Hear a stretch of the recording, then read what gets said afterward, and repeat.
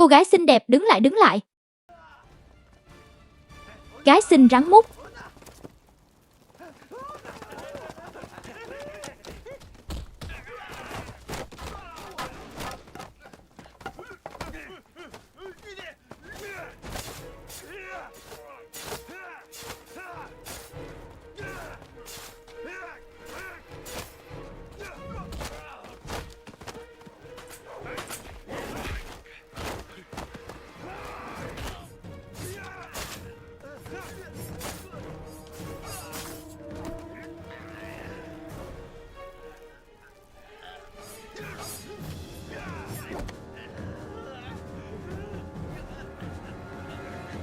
Trung Hiếu cậu.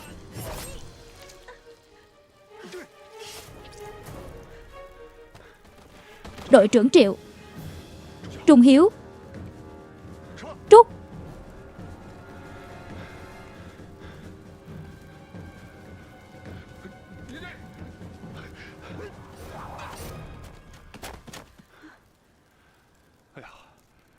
Học phi đao từ ai vậy tiểu đoàn trưởng vậy?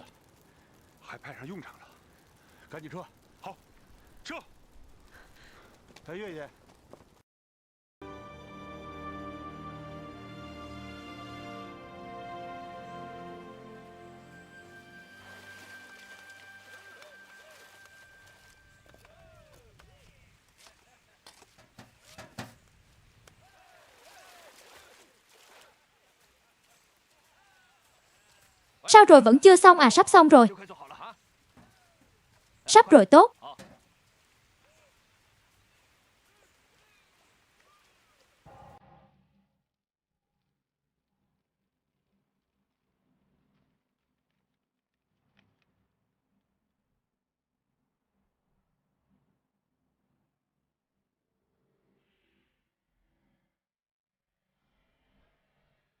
Đội trưởng Triệu Trung Hiếu. Có một tiểu đội của giặc bị rớt lại phía sau, cách chúng ta không xa, ở cửa phía tây thôn. Đại đội trưởng Triệu, anh dẫn người đi xem đừng dụ địch tới. Hiểu rồi, tiểu đội 1 đi theo tôi.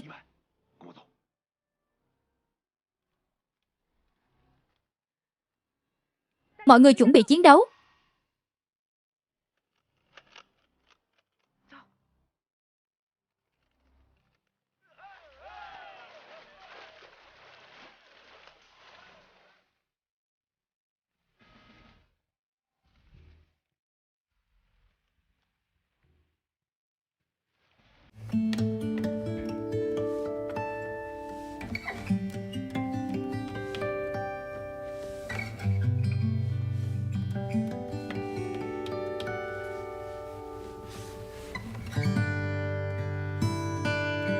Trung Hiếu tới cầu niệm chú rồi.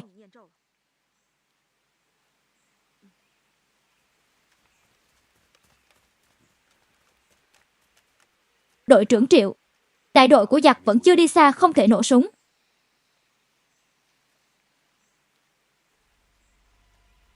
Trung Hiếu, cậu nghĩ nên làm gì?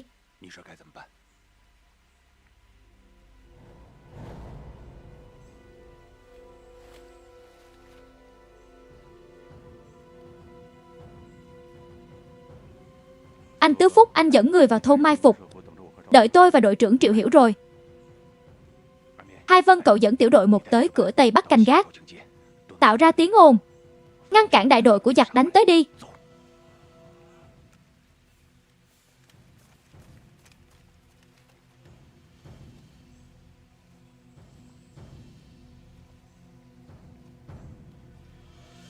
Cứu tôi với. Thật là thú vị phải không? Cứu tôi với. Đứng lại cô gái xinh đẹp. Gái xinh mau, cô gái xinh mau. Cứu tôi với. Cứu tôi với, khốn kiếp là của tôi. Đứng lại, đừng chạy. Cứu tôi với cô gái đẹp. Cô gái xinh đẹp.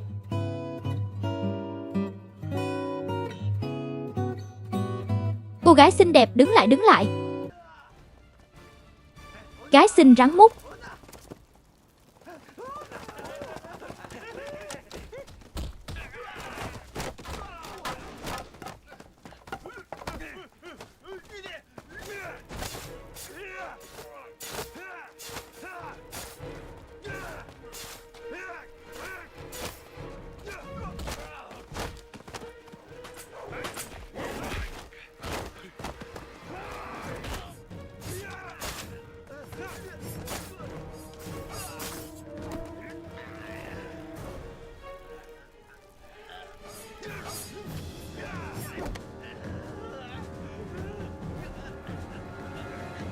Trung Hiếu cậu.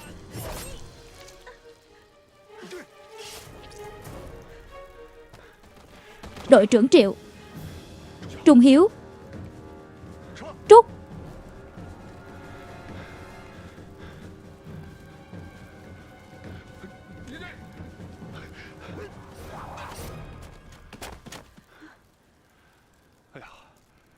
Học phi đao từ ai vậy tiểu đoàn trưởng vậy?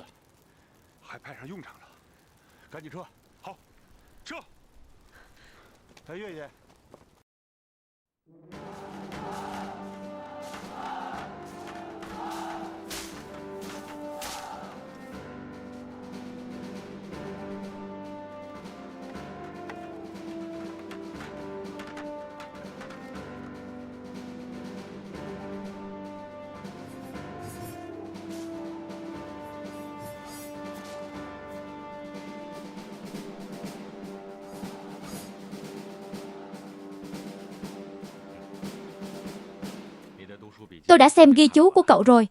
Rất thú vị. Xem ra cậu không chỉ học giỏi mà còn biết vận dụng vào thực tế. Tôi viết rất trẻ con. Nói trên giấy thì dễ, nhưng khi đau, máu gặp nhau không chỉ là khảo nghiệm năng lực chỉ huy của một người chỉ huy trên chiến trường nữa, mà còn là sự khôn ngoan nắm bắt toàn bộ chiến trường và đưa ra lựa chọn.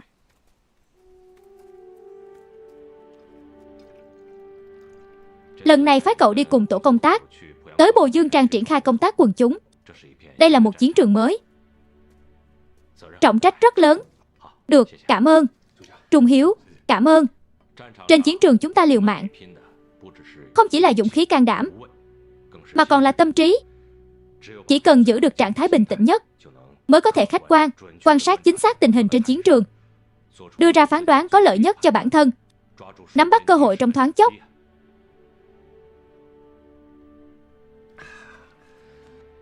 Lấy đoàn trưởng chúng ta làm ví dụ, lên chiến trường la hét lớn, con mắt thì đỏ trực lên, giống như sát nhân điên cuồng. Nhưng thực tế thì nội tâm của anh ấy luôn có thể giữ bình tĩnh một cách phi thường.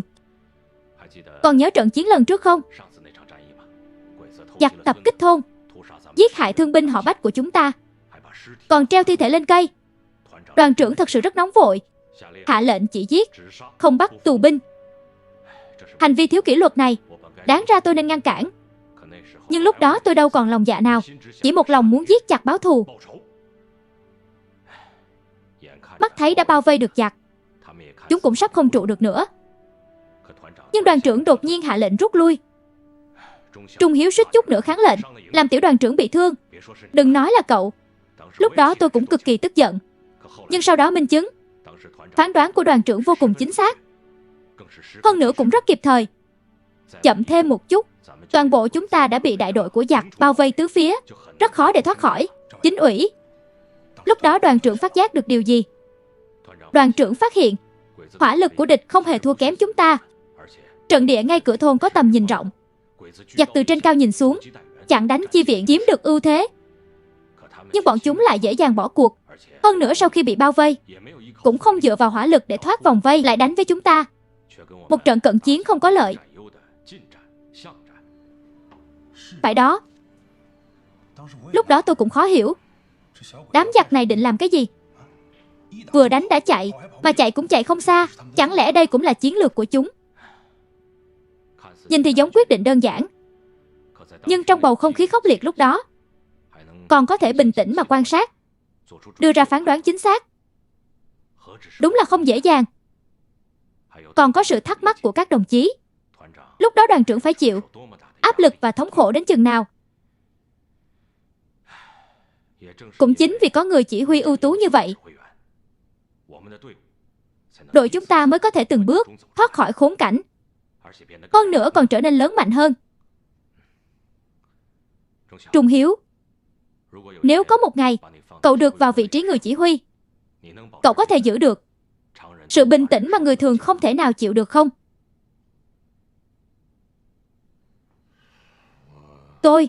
Cậu không thể. E là tương lai cũng không thể, bởi vì cậu còn không thể là một chiến sĩ đủ tiêu chuẩn bình thường. Tôi không nghĩ tôi không phải là một chiến sĩ không đủ tiêu chuẩn. Chính ủy, Trung Hiếu bây giờ đã rất tiến bộ rồi, vì lưỡi lê. Phương pháp bắn súng trong tiểu đoàn đều rất thuần thục, bây giờ còn biết bắn súng cối nữa. Đúng. Đoàn trưởng, chúng tôi đều rất kỳ vọng ở cậu. Chúng tôi chưa bao giờ hoài nghi lòng tin bảo vệ đất nước của cậu, cũng thấy được sự trưởng thành của cậu. Đúng là, bây giờ cậu luyện được bản lĩnh giết giặc. Nhưng cậu chỉ là một dũng sĩ, mãi mãi không thể là một chiến sĩ đủ tiêu chuẩn. Cậu có hiểu những điều tôi nói không? Quân đội của chúng ta được tạo nên từ số ít binh sĩ thành một đoàn thể. Chúng ta chỉ là một phần tử trong đó. Một cá thể mạnh đến đâu cũng không thể tách rời đoàn thể. Tuyệt đối không thể đơn độc. Tôi hiểu điều này. Không phải tôi tách rời. Tôi chính là một phần tử của đoàn thể. Cậu phải sao? Khi cậu chĩa súng vào tiểu đoàn trưởng, lúc cậu làm nổ chết đám giặc, cậu có từng nghĩ cậu là một phần tử của đoàn thể không? Chính ủy. Chỉ là lúc đó cậu ấy bốc đồng. Một phút tức giận thôi. Không phải lúc đó anh cũng nói anh rất tức giận sao? Một phút nóng nảy. Nhưng thật ra là không tín nhiệm. Cậu ta không tin tưởng chiến hữu của cậu ta. Trong lòng cậu ta nghĩ chỉ có cậu ta giữ được lòng quyết tâm bảo vệ đất nước. Người khác không đáng tin. Cậu ta sợ chết, sợ kẻ thù. Chính ủy, Tứ Phúc, cậu xem anh ta là anh em, quan tâm bảo vệ cậu ta. Nhưng khi cậu ta kéo chốt lựu đạn của giặc, mỉm cười đối với cái chết, cậu ta có nhớ tới cậu là anh em, là chiến hữu của cậu ta, sẽ vì sự hy sinh của cậu ta mà đau buồn khóc không?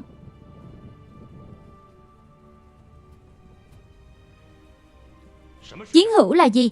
Mọi người cùng sống cùng chết, vinh nhục có nhau, tín nhiệm hỗ trợ lẫn nhau, có thể tạo thành một tổng thể không thể tách rời. Chính vì như vậy, chúng ta mới có thể đi đến thắng lợi.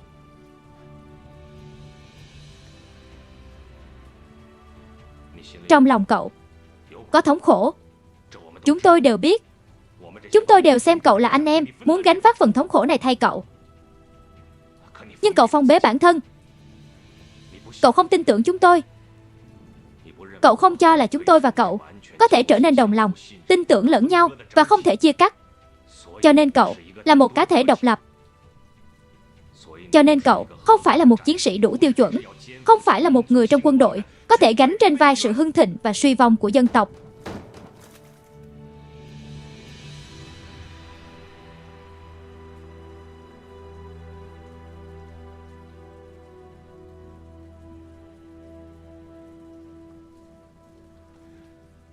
Người anh em,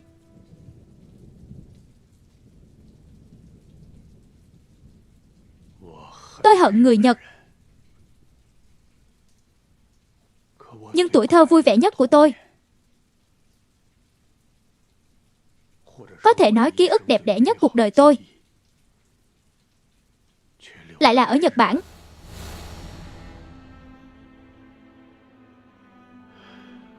Từ nhỏ tôi đã theo cha mẹ đến Nhật sinh sống. Cha tôi sùng bái tư tưởng phương Tây, còn rất ngưỡng mộ Nhật Bản, phát triển nhanh chóng sau thời Minh trị Duy Tân. Nhưng ông ấy không bao giờ quên mình là người Trung Quốc, không bao giờ quên tinh thần Trung Hoa trung hiếu chính nghĩa. Tổ tiên Văn Thiên Tường là vinh quang của dân tộc. Một khúc Thẩm Nguyên Xuân: con chết vì hiếu, thần chết vì trung, thì chết có sao? Là lời dạy của tổ tiên. Con chết vì hiếu, thần chết vì trung, thì chết có sao? Cha, vì sao thần chết vì trung? Không phải không còn hoàng đế nữa sao? Vậy chúng ta đổi thành chết trung vì nước. Năm 14 tuổi, mẹ tôi bị bệnh nặng. Bà ấy khăng khăng về đất nước quê nhà. Tôi vĩnh viễn không thể nào quên, bởi vì du lịch đường dài đã khiến cho mẹ rất đau đớn. Càng không thể nào quên cảm xúc trong ánh mắt và nụ cười trên gương mặt của mẹ khi bà ấy nhìn về quê hương của mình. Sau khi mẹ mất, cha dành hết tình yêu thương cho tôi, để tôi không quên mình là một người Trung Quốc. Ông ấy đặc biệt đưa tôi về quê học ở trường tư thục, khiến tôi càng hiểu được sâu sắc linh hồn dân tộc Trung Hoa trung hiếu chính nghĩa. Sau đó tôi đậu vào trường cũ của cha như ý nguyện. quyết chí trở thành người như ông ấy. Con chết vì hiếu, chết trung vì nước, cống hiến tất cả những gì của mình cho dân tộc Trung Hoa đầy thăng trầm này. Nhưng mà cha,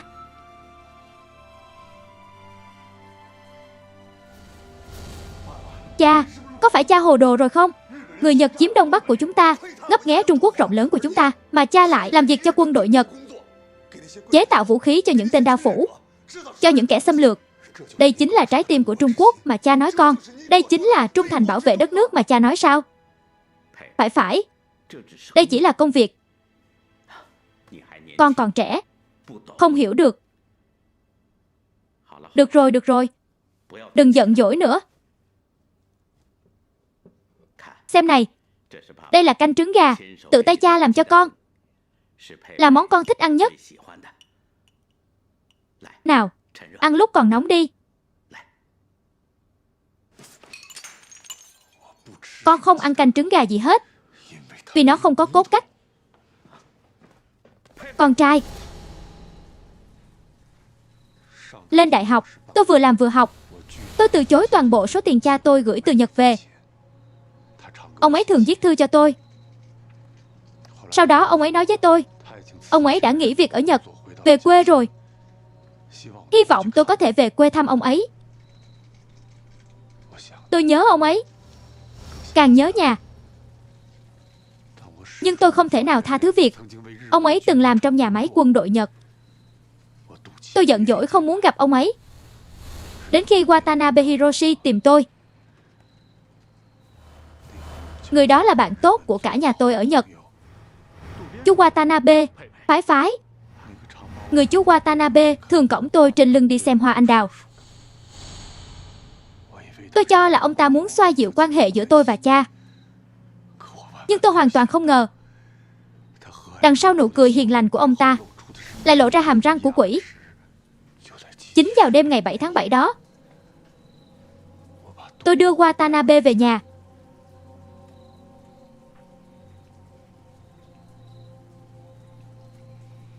Tôi đưa ác quỷ về nhà. Mộ Bạch Quân.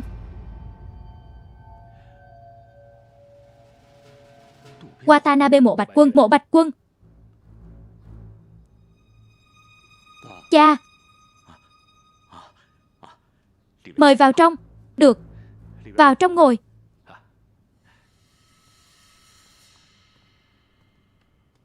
Mộ Bạch Quân, lâu nay sao rồi? Làm ruộng đọc sách cũng khá nhàn nhã. Phái, con đã lâu không về rồi. Mau đi thăm ông chú Năm, bác trai bác gái của con đi. Cha nói với chú Watanabe của con mấy câu. Đi.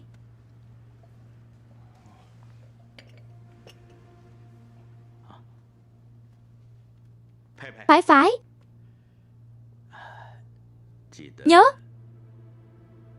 Nhớ về nhà ăn cơm.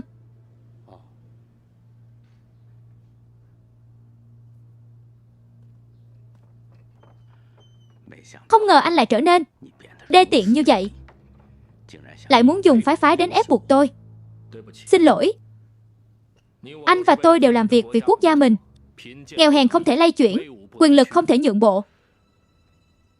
Cốt khí của Mộ Bạch Quân, trước giờ tôi luôn biết. Chỉ mấy phong thư với vài lời khuyên, anh sẽ mặc kệ. Tôi chỉ có thể đưa ra hạ sách, rút củi dưới đáy nồi. Đây cũng là vì anh thất tín trước. Mộ Bạch Quân, quả pháo anh thiết kế cho Hoàng quân tồn tại tai họa ngầm rất lớn, đã ảnh hưởng nghiêm trọng đến lực chiến đấu của Hoàng quân. Vậy sao? Quả pháo tôi thiết kế là học từ Nhật. Phải truy lại nguồn gốc. Có khi thầy của người Nhật các anh dạy không giỏi. Mộ Bạch Quân không ngờ anh lại đê tiện như vậy. Anh khiến cho nỗ lực thiết kế quả pháo của Hoàng 4 năm qua đổ sông đổ biển. Đê tiện thật không thể tưởng tượng. Đồ tể đao phủ, còn có tư cách nói mấy câu văn nhã như vậy. Tôi biết. Trong tay anh chắc chắn có bản thiết kế chính xác. Giao ra đây tôi có thể bảo toàn cho anh. Anh biết quân đội tức giận sẽ đối phó với anh ra sao không? Tôi đã làm hết tình hết nghĩa rồi, đừng ép tôi. Tất nhiên tôi biết thủ đoạn của Đao Phủ, vậy thì tới đi. Mộ Bạch Quân, chúng ta đều là người thông minh. Tôi không trực tiếp đến tìm anh vì biết sẽ như vậy. Mỗi đinh ốc, mỗi linh kiện của quả pháo đều in sâu vào trong đầu anh, còn rõ ràng hơn bản thiết kế trong tay. Nhưng anh thà chết cũng không nói tôi biết. Cho nên tôi tới tìm Phái Phái giúp đỡ. Mộ Bạch Quân, chúng ta từng là bạn tốt nhất. Tôi cũng mong tình bạn của chúng ta có thể vững bền lâu dài. Tôi càng hy vọng Phái Phái mà tôi yêu mến được tắm mình trong dưới ánh sáng của lá cờ mặt trời Nhật Bản. Anh biết từ nhỏ tôi đã thích thằng bé. Nó chắc chắn sẽ trở thành một người đàn ông ưu tú. Bây giờ tất cả đang nằm trong tầm kiểm soát của tôi. Nếu quân nhân Nhật Bản nhúng tay, sợ là sẽ không khách khí như vậy. Mộ Bạch Quân, sinh mạng non trẻ của Phái Phái bây giờ đang nằm trong tay anh. Nếu Hoàng quân vẫn không lấy được thứ mà họ muốn, sợ là không.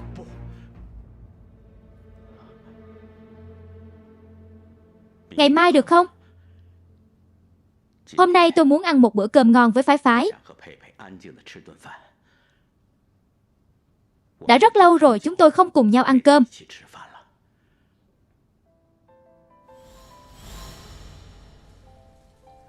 Cha tôi đã sẵn sàng chết.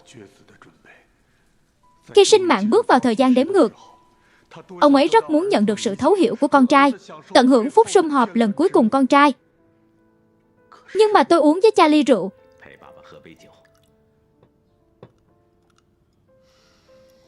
Đất nước tiêu vong đây, bách tính làm than. Con không có tâm trạng uống rượu.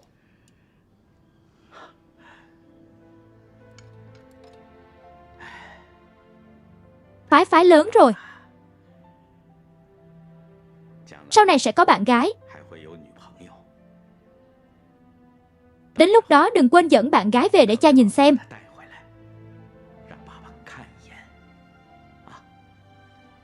Cho dù con có bạn gái, con nghĩ cô ấy cũng sẽ không thích. Người cha làm việc cho quân đội Nhật. Phái Phái à, bây giờ con vẫn chưa tha thứ cho cha sao? Cha đã biết sai rồi. Không phải bây giờ. Bây giờ đã nghỉ việc trở về rồi sao?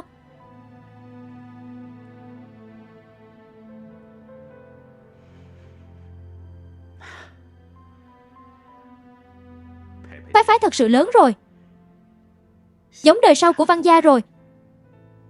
Con chết vì hiếu, chết trung vì nước chết thì có sao? Rồi có một ngày con sẽ hiểu cho cha.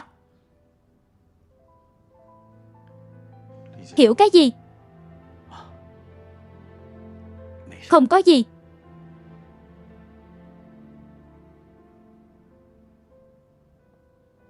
Nào, uống cùng cha ly rượu đi.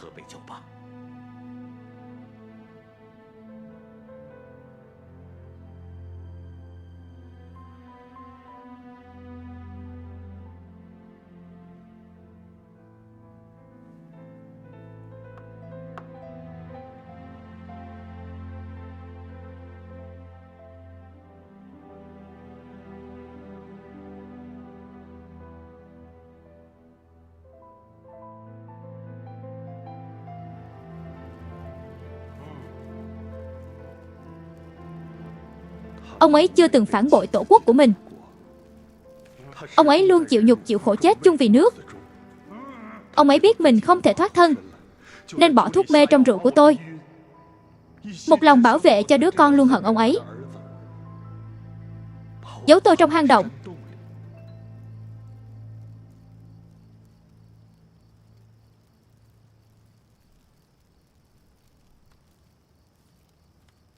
Mộ Bạch Quân, anh phụ lòng tin của tôi. Ngu ngốc mới nói về lòng tin với ác quỷ. Chúng chỉ tu muốn bảo vệ an toàn cho anh và Phái Phái. Anh làm như vậy là phản tác dụng. Như anh đã nói, chúng ta đều tận hiến cho quốc gia của mình, nhưng không phải đau phủ máu lạnh. Anh bắt họ đến đây làm gì? Nếu anh còn nhân tính và lương tâm, mạng tôi giao cho anh. Xin anh đừng liên lụy người vô tội khốn nạn. Dám đùa bẩn hoàng quân. Anh cho là anh bây giờ còn có thể bàn điều kiện với chúng tôi sao? Ngắm súng. Watanabe, anh muốn làm gì? Chuyện này không liên quan đến họ. Họ đều là người vô tội.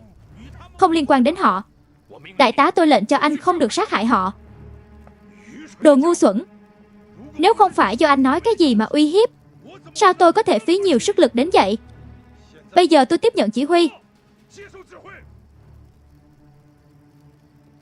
Ngắm súng. Bắn không không.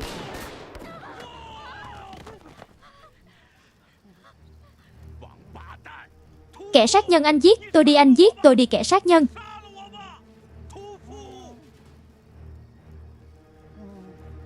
Tôi nghe anh nói, người ở trấn nhỏ này đều là dòng họ Văn, đều là người thân máu mủ với hắn. Nhìn hắn ta đau xé ruột gan. Sao có thể nói không liên quan đến họ? Đê tiện bị ổi đao phủ ngắm súng, đợi đã đợi chút.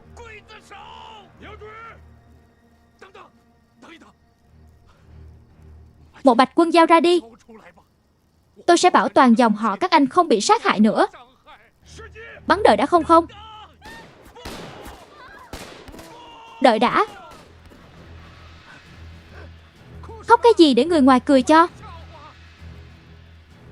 Vị này tôi là tộc trưởng của nhà họ Văn, cũng là chú năm của mộ Bạch. Tôi không rõ anh cần thứ gì nơi mộ Bạch, nhưng tôi nghĩ nó rất quan trọng với anh. Tôi nói mấy câu khuyên nó có được không?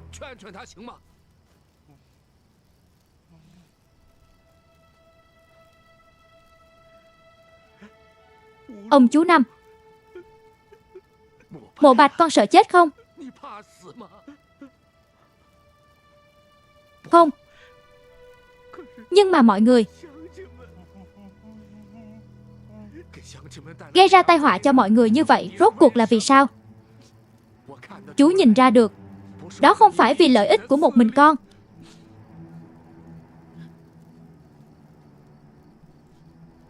Nhà họ Văn ta trung hiếu đời đời. Từ xưa đến nay ai không chết trong lúc khó khăn. Bộc lộ cương trực.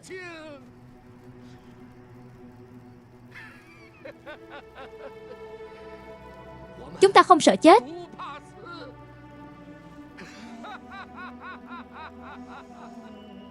Không. Không không. Đừng chú Năm đại ca.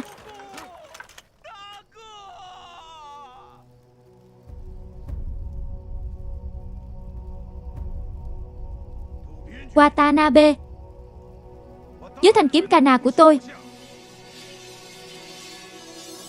đầu không phải hạ xuống thì là rớt xuống. Tôi cho anh 10 phút. Giao bản thiết kế cho tôi.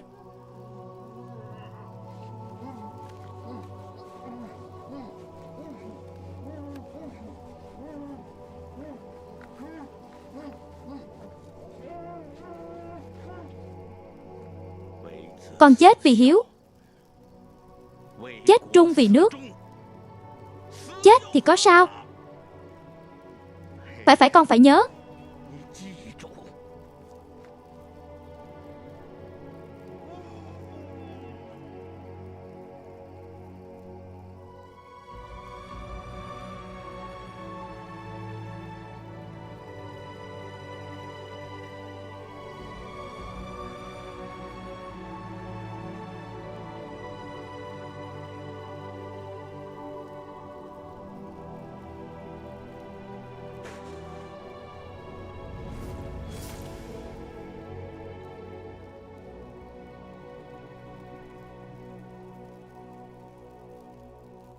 Mà tôi, ngay cả cơ hội nói câu xin lỗi cha cũng không có.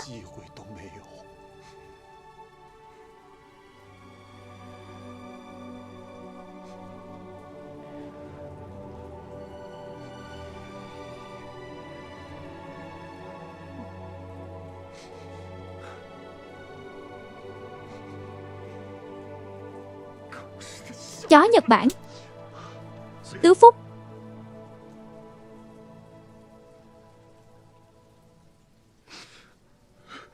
Để cậu ấy một mình yên tĩnh chút.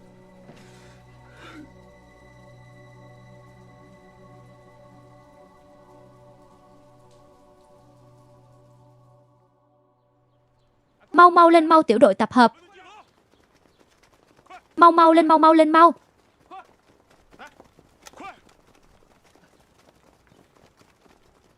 Tất cả đều có. Nghiêm.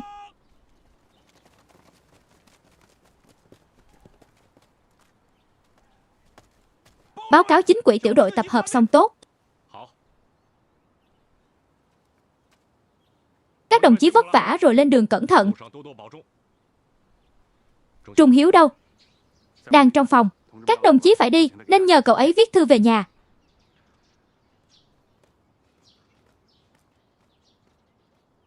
Nghiêm. Nghỉ.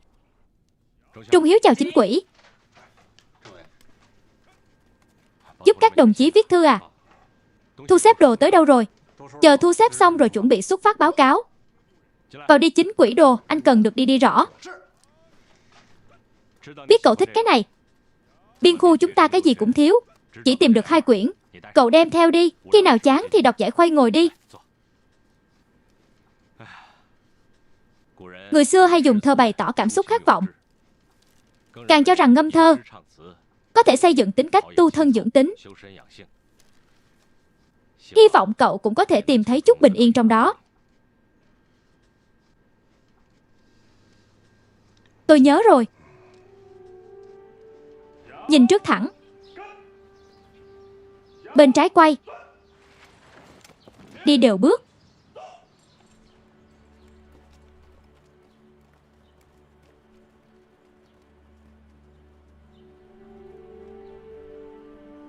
Tạm bi, tạm bi. Tạm bi, được. Cẩn thận, nhất định phải chú ý an toàn. Đánh trận là như vậy. Cậu đánh thắng được thì đánh, đánh không thắng được thì khoan liều mạng.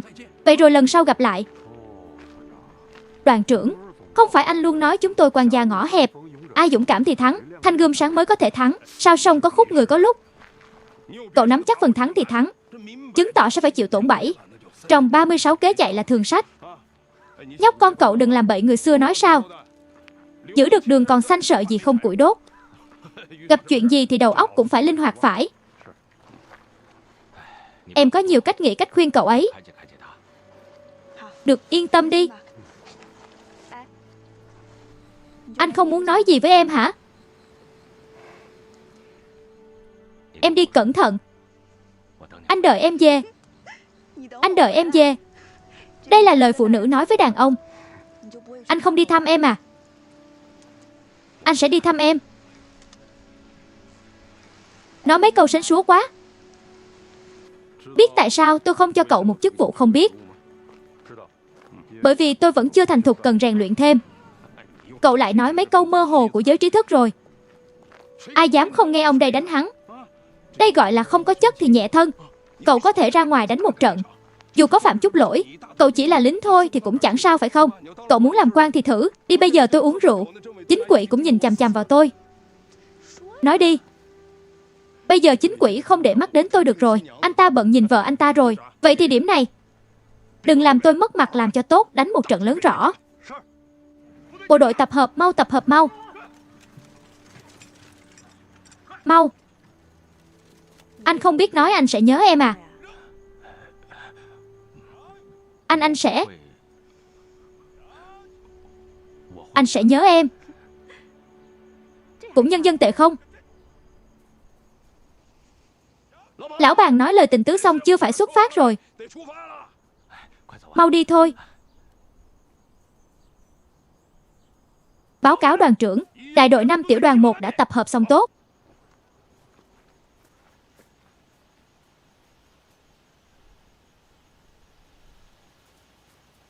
Nghe khẩu lệnh, Nghiêm mời đoàn trưởng chỉ thị nghỉ.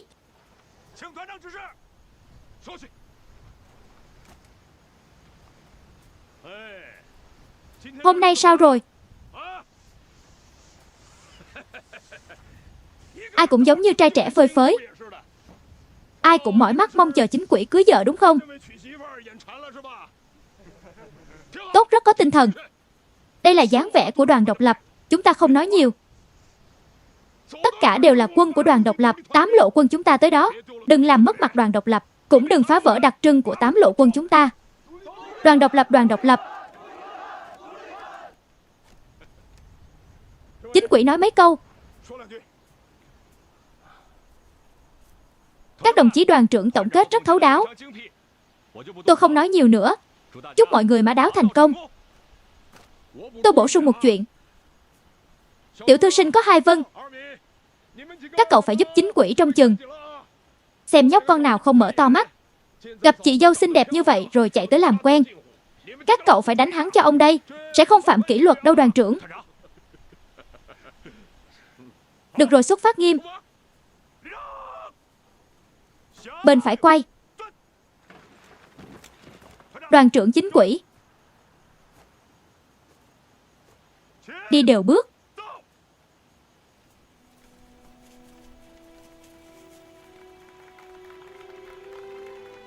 Đoàn trưởng chính quỹ. Nhóc con cậu cẩn thận rõ.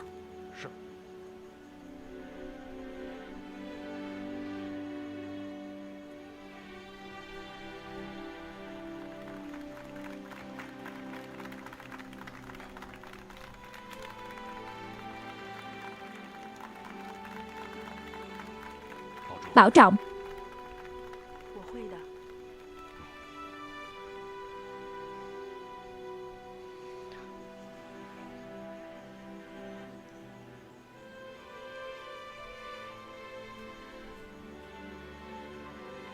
Bảo trọng.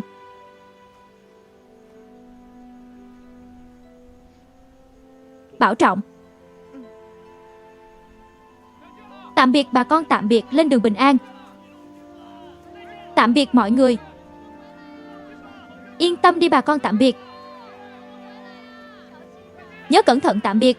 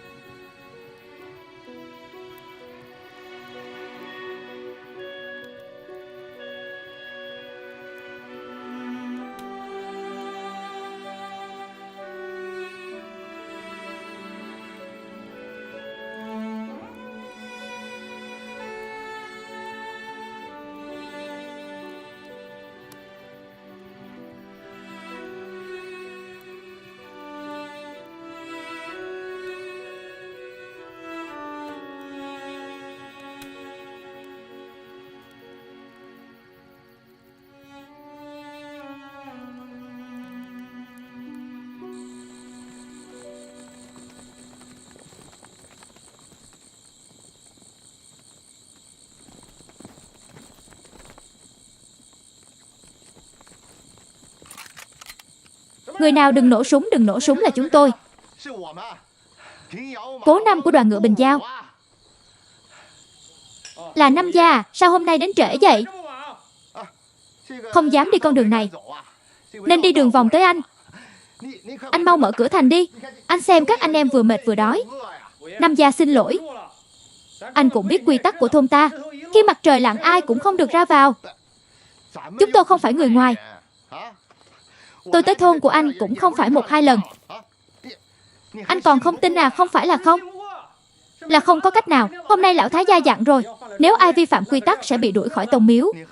Anh cũng không thể trơ mắt nhìn mấy anh em qua đêm ở nơi quan du này chứ. Anh châm trước chút đi. Thật sự xin lỗi anh. Thật sự không dám vi phạm quy định. Chính gia các anh đi thẳng về hướng Nam. Chưa tới 1 dặm ở đó có một giàn bí. Các anh qua đó ở một đêm, sáng sớm mai có thể vào thôn. Vậy đi thôi các anh em.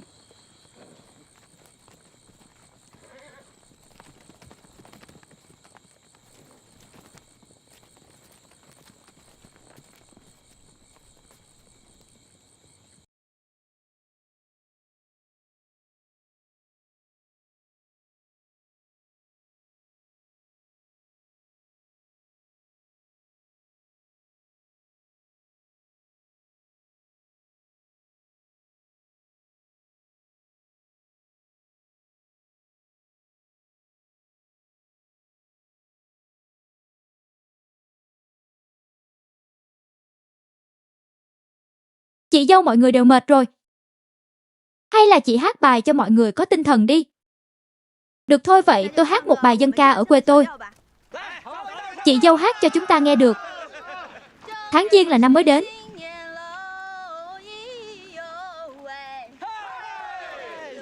Cô gái trẻ đi chúc Tết. Khóa vàng khóa bạc, chim khách gọi vàng, anh gọi bồ câu. Cô gái muốn qua sông, có ai muốn đi cùng không? Tôi đi cùng. Tháng Giêng là năm mới đến. Cô gái trẻ đi chúc Tết. Khóa vàng khóa bạc, ẩn nấp mau ẩn nấp.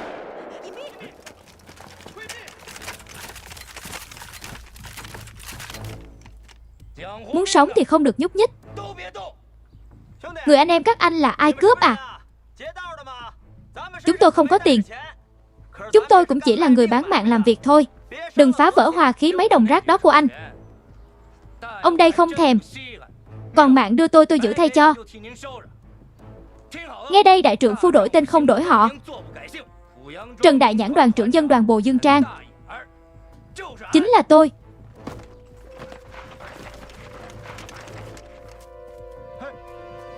Chị dâu cẩn thận. Các anh em dân đoàn Bồ Dương Trang phải không? Chúng tôi là đoàn độc lập 8 lộ quân. Đúng lúc muốn đi Bồ Dương Trang, nhờ các anh em dẫn đường cho chúng tôi. Quả thật là 8 lộ quân. Tôi biết các người đến làm gì. Chỉ tiếc là thôn Thạch Đầu chúng tôi có quy tắc, không bao giờ qua lại với quan binh và bộ đội. Lời hay ý đẹp tôi đã nói rồi. Chúng ta nước sông không phạm nước giếng. Đường ai nấy đi mời về cho. Nếu có ai không biết điều, đừng trách súng trong tay chúng tôi không nhận người.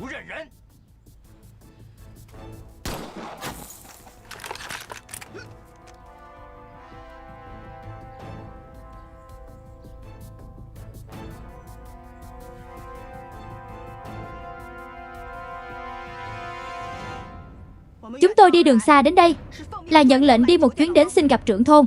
Trở về như vậy e là không trả lời được với cấp trên. Hơn nữa, đây không phải là cách đón khách ở Bù Dương Trang. Vị trưởng quan nữ này thật dũng cảm. Chỉ là quốc có quốc pháp, thôn có quy tắc của thôn, chỉ cần có súng. Đừng nghĩ đến chuyện vào thôn nửa bước.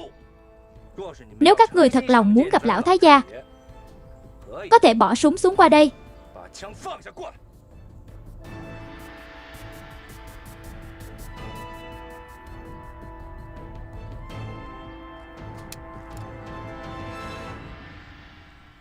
Chị dâu tôi đi cùng chị. Tôi cũng muốn gặp vị trưởng thôn luôn đứng trung lập này. Ổn định anh Tứ Phúc đang ở gần đây được. Tuyệt đối không được làm họ bị thương, rõ tránh đường. Hai người cẩn thận. Lão Hai Nhãn già trông chừng cho tôi. Nếu ai không thành thật cứ ra tay, yên tâm.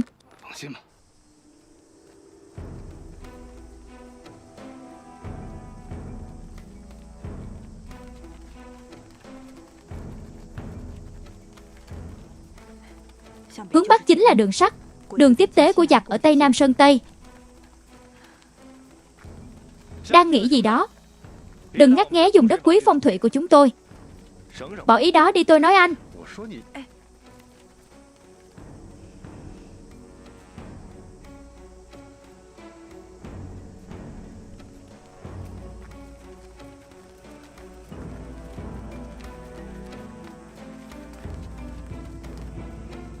Tránh ra, tránh ra. Thương truyền tổ tiên của thôn này là một đại tướng dưới quyền Chu Nguyên Chương. Thời Hồng Vũ cũng từng đi theo Yên Vương. Chu đệ trong 2 cuộc diễn chinh mặt Bắc được phong hầu tước. Sau khi Kiến Vân Đế lên ngôi, để phòng Yến Vương xóa ngôi, đã tước binh quyền của Trần Tước gia này, còn buộc tội ông ấy tống vào ngục. Sau đó Chu đệ khởi binh tạo phản, mới cứu được ông ấy ra ngoài. Nhưng Trần Tước gia này lại không muốn phản lại triều đình, suýt nữa bị Yến Dương giết. Sau nhiều khó khăn, ông ấy nhìn thấu được hoàng gia cung đấu, cả gia đình về sống ẩn dật ở đây, sống một cuộc đời ở chốn bồng lai. Không ngờ thôn Thạch Đầu này có lịch sử như vậy.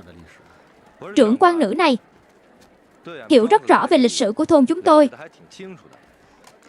Đã biết lịch sử của thôn chúng tôi, nhất định cũng phải biết quy tắc của chúng tôi. Phí thời gian ở đây làm gì? Tổ tiên nhà anh trốn khỏi tranh đấu hoàng tộc, bây giờ vị tộc xâm phạm Trung Hoa. Tôi tin Trần Đức gia trên trời linh thiêng cũng không muốn thấy con cháu mặc kệ đại nghĩa dân tộc, tham sống sợ chết. Bớt nói nhảm, tôi không biết gì lớn gì nhỏ gì hết. Gì nào都không phải chuyện tốt. Tôi chỉ biết mỗi tấc đất ở đây là của họ Trần. Mặc kệ là Tấn Tuy quân dạ hay là 8 lộ quân, các người đừng có mơ.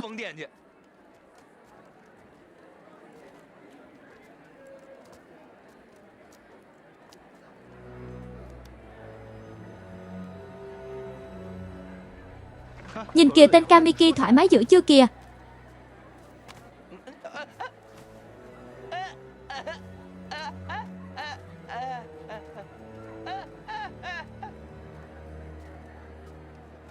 Năm gia, anh bận gì vậy? Không bận gì hết. 2 người qua đường này muốn gặp lão thái gia. Sao anh vẫn chưa đi? Đừng nhắc nữa. Không phải do mấy ngày trước sao? Đi đường vòng tối mới tới, không được vào thôn. Phải qua đêm ở vùng Quang Du. Chính anh em đã bệnh hết một nửa rồi. Xin lỗi, quy tắc trong thôn trời tối không gặp người lạ. Anh nên hiểu. Các anh em không sao chứ? Đi khám bác sĩ nói nghỉ ngơi mấy ngày là không sao. Lần này anh bị trì hoãn. Có khi kiếm được ít hơn, phải không kiếm tiền nhưng cũng phải cần sống. Anh nói đúng không? Không sai, cuộc đời này sống thật không dễ dàng. Anh muốn đi đâu vậy? Tôi đi tìm tên câm sữa yên ngựa. Được, ngày khác mời anh uống rượu. Tôi mời coi như an ủi anh. Được, cảm ơn. Cảm ơn, đi.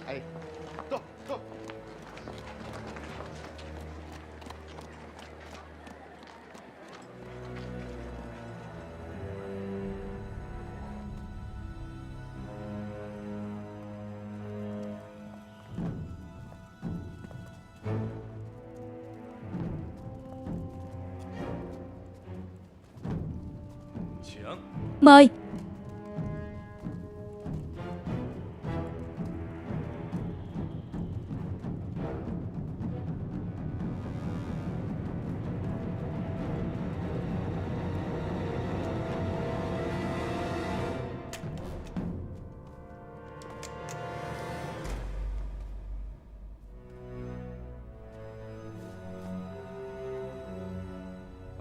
Trông coi 2 người này cho tôi rõ nhãn gia.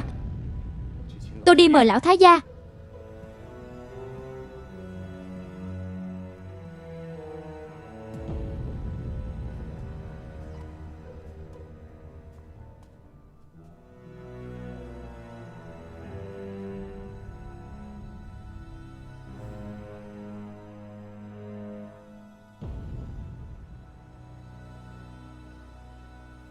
Người anh em bỏ súng xuống đi, mệt lắm đó. Người anh em tên gì? Trợn mắt nhìn làm gì? Chúng ta đâu phải đang đánh trận đâu. Nói chuyện phím bình thường mà. Nhà tôi ở Miếu Nam Lan, cách thôn của anh chưa tới 30 dặm về hướng đông. Mấy năm đầu còn thường đến thôn các anh họp chợ. Anh ở Miếu Nam Lan, tất nhiên tôi ở vùng Gia Câu. Lúc nhỏ cha tôi thường dẫn tôi đến thôn các anh mua đồ gia lâm sản. Người bán bánh đúc đậu ở đường phía tây của thôn. Còn đó không, tôi thích ăn bánh đúc đậu của ông ấy nhất.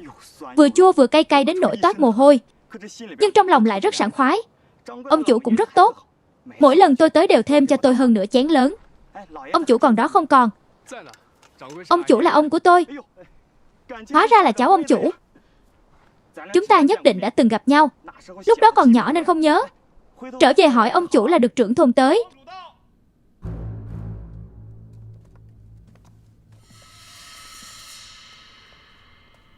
Hỗn xương.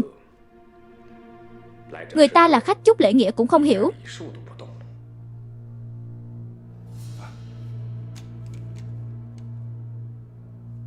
Xin lỗi hai vị người nông thôn thô lỗ không hiểu quy tắc. Mạo phạm rồi. Hai vị là trưởng thôn Trần. Chúng tôi là đội công tác đoàn độc lập 8 lộ quân. Tôi là Triệu Nguyệt. Chị này là đồng chí Trung Hiếu. Hóa ra là trưởng quan Triệu trưởng Hoàng Trung.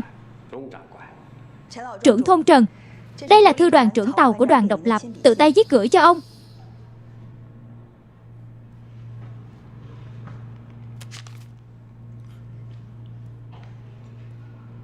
Hai vị, mời. Cảm ơn.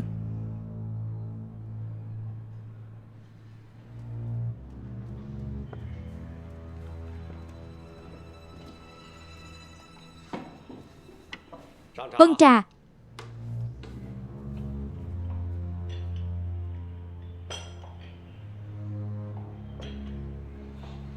Hai vị đường xa tới đây cả đường vất vả.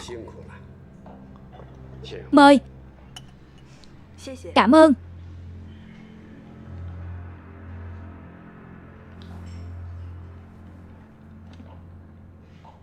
Hai vị trưởng quan, đích thân tới đây có gì chỉ bảo là như vậy. Bộ đội chúng tôi nhận lệnh đóng quân ở Bộ Dương Trang. Đội công tác đi tới tiền trạm, thương lượng chi tiết chuyện đóng quân với trưởng thôn. Vị nữ trưởng quan này nói chuyện thẳng thắn, không vòng vo. Xin hỏi đóng quân là làm sao vào đóng quân? Tất nhiên là đường đường chính chính đi vào cửa thành, đi ngang tiến vào đóng quân. Là giống hôm nay à? Vậy mà cũng gọi là hiên ngang. Không được vô lễ. Trưởng quan thứ lỗi từ nhỏ đã quen quan giả nên vậy. Không giấu trưởng quan thôn có quy tắc của thôn.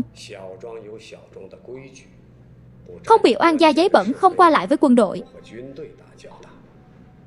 Cho nên xin chuyển lời với đoàn trưởng tàu. Chúng tôi đã nghe danh đoàn độc lập từ lâu. Kính phục các anh bảo vệ một phương. Càng cảm kích bác lộ quân đã lo lắng cho phòng ngự của thôn Thạch đầu nhỏ bé này. Nhưng chúng tôi vẫn còn vài khẩu súng có thể tự bảo vệ, không cần phiền đến quý quân đội. Chưa đến mức lo lắng. Bảo vệ đất nước, giết dịch đánh giặc vốn là chức trách của chúng ta. Cho nên chúng tôi trưởng quan xin tứ lỗi nói thẳng. Chúng tôi sống trong vùng núi hoang vu, chỉ để được an ổn, nên không muốn qua lại với quý quân đội. Tất nhiên cũng xin bác lộ quân yên tâm. Chúng tôi tuyệt đối sẽ không làm Hán Giang làm nhục tổ tông. Chúng tôi chỉ mong trung lập, trung lập.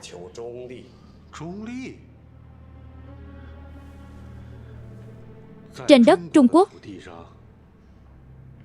trung lập giữa quân nhân Trung Quốc đổ máu hy sinh bảo vệ đất nước và những kẻ xâm lược đốt phá giết chóc cướp bóc. Lão tiên sinh, thấy ông cũng là người đọc nhiều sách, lời nói không biết xấu hổ như vậy cũng nói được ra miệng à? Đồ khốn, anh nói cái gì?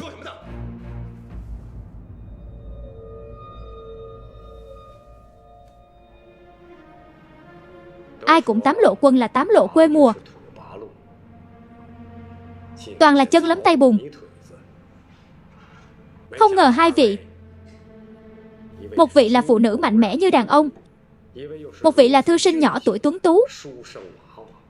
Tôi được mở mang tầm mắt rồi.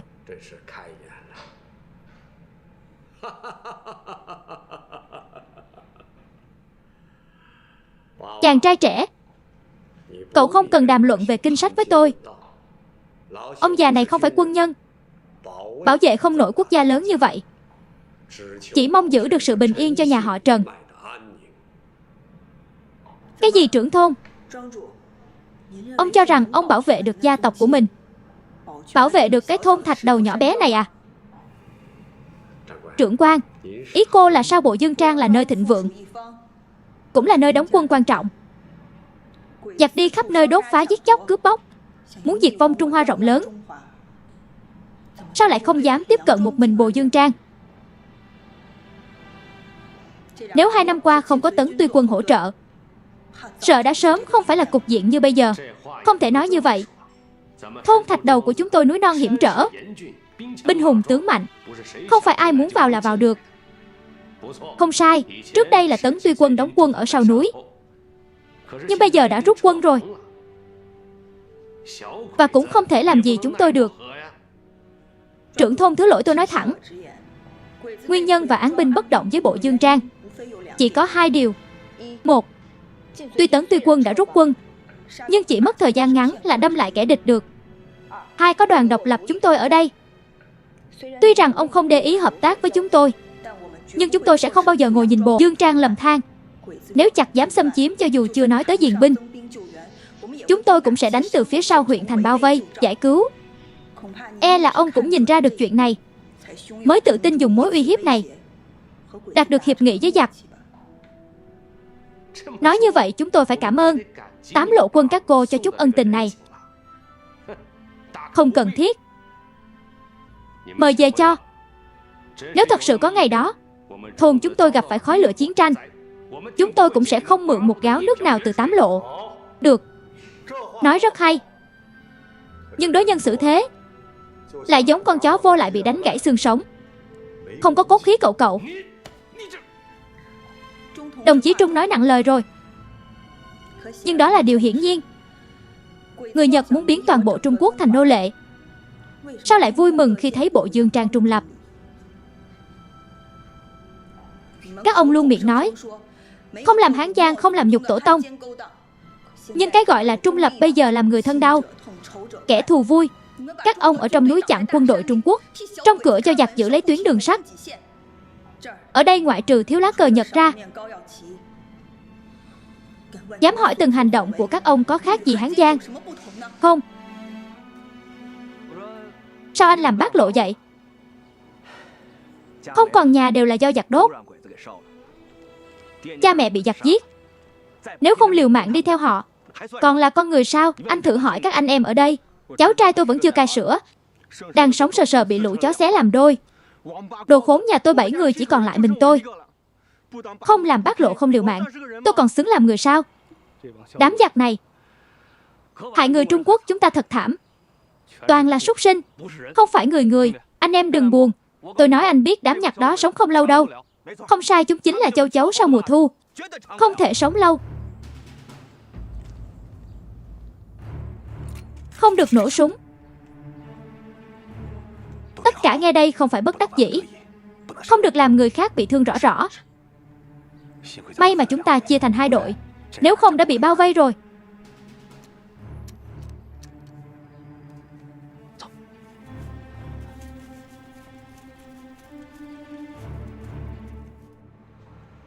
Trưởng quan, lúc nãy tôi đã nói rồi, chúng tôi không phải quân nhân, không bảo vệ nổi quốc gia lớn như vậy, nên tôi không đồng ý với lời chỉ trích của trưởng quan.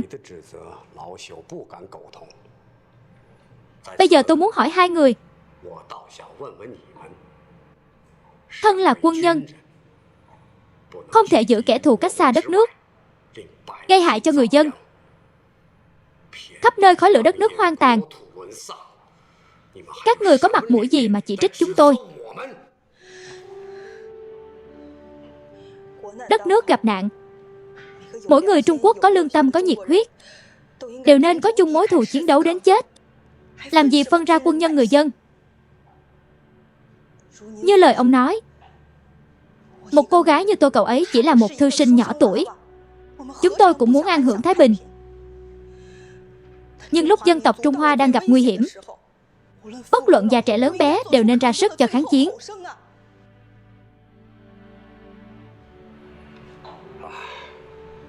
Trưởng quan nhiều lời cũng vô ích, đừng tổn hại hòa khí. Mời ngồi, mời ngồi. Trưởng quan, Tôi muốn hỏi cô một câu. Nếu quý quân đội vào thôn đóng quân, chắc chắn khi giặc biết được sẽ không để yên. Các cô làm sao đối phó để có thể bảo vệ an toàn cho thôn Thạch Đầu trưởng thôn? Tôi không muốn nói những lời lớn lao. Mắt thấy hơn nửa Trung Quốc đã bị chiếm rồi. Thân làm quân nhân chúng tôi vô cùng hổ thẹn. Nhưng chúng tôi có thể đảm bảo sẽ chiến đấu với giặc cho đến giọt máu cuối cùng. Đây không phải kéo Trần Gia Trang chúng tôi làm đệm lưng cho bác Lộ sao nói bậy. Con chết vì hiếu, chết trung vì nước. Không ai kháng cự, đều sợ chết. Thôn Thạch Đầu của các ông có thể an toàn rồi. Nhà họ Trần các ông có thể sống qua ngày rồi. Nói thẳng ra, nếu không phải phía trước có Tấn Tuy quân, phía sau có đoàn độc lập, có những người liều mạng như chúng tôi, các ông trung lập với ai? Chỉ có thôn Thạch Đầu nhỏ bé này đã sớm bị giặc trong ngoài phối hợp để sang bằng rồi. Ba vị của tổ tông, các ông cũng có thể làm cuốc gỗ chơi giặc rồi. Khốn nạn.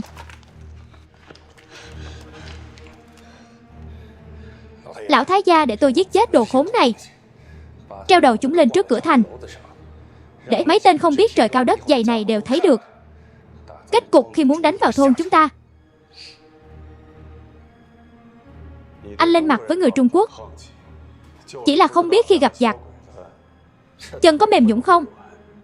Có tin tôi bắn chết anh trước không? Lui xuống.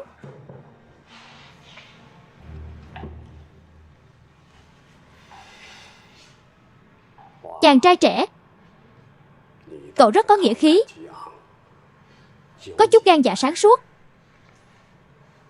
Tôi chưa thấy dáng vẻ trên chiến trường của cậu. Nhưng hôm nay cậu còn chưa thấy tòa cửa thành của chúng tôi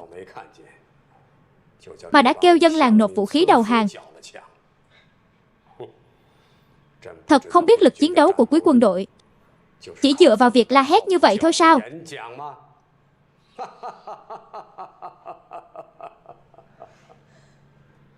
Trưởng thôn, chúng tôi không tới để đánh trận. Chúng tôi tới để kết bạn. Chúng tôi đến đất của người Trung Quốc. Chúng tôi không phải bọn giặc đi khắp nơi phóng hỏa giết người. Trưởng thôn thái gia. Nhãn gia bác Lộ sao rồi nói? Bác Lộ còn một đội quân nữa. Các anh vừa đi thì họ liền đến.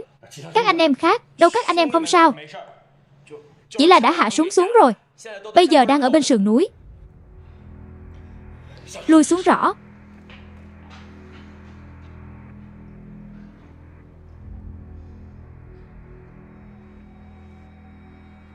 Trưởng thôn, tôi nói rồi, chúng tôi đến để làm bạn. Súng của bác Lộ, quân chúng tôi sẽ không hướng về đồng bào của mình. Nhưng chúng tôi là quân nhân, không quen giao súng cho người khác giữ.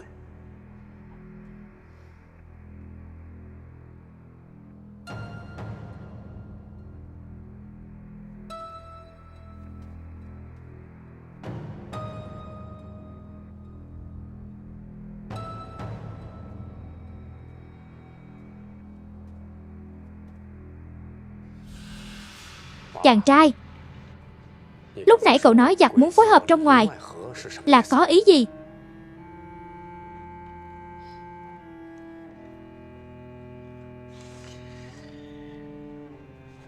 Ý tôi muốn nói là chắc chắn có kẻ làm Hán Giang thông đồng thuận theo ý của giặc. Nếu không thì cờ Nhật đã tung bay khắp cái thôn Thạch Đầu nhỏ bé này rồi. Chuyện này cậu không cần hù dọa. Thôn Thạch Đầu này đều là máu mủ của nhà họ Trần, không có người ngoài, càng không có kẻ ăn cây táo đào cây sung như cậu nói. Vậy sao? Vậy sao?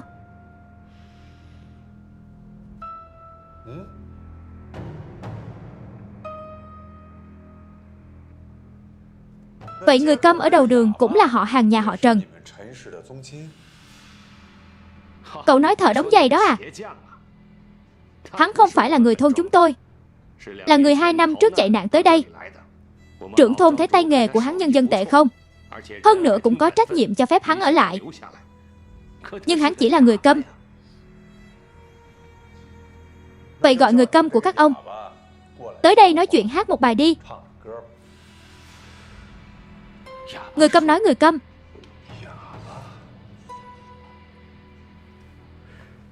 Đại nhãn đi kêu người giam đó đến cho ta.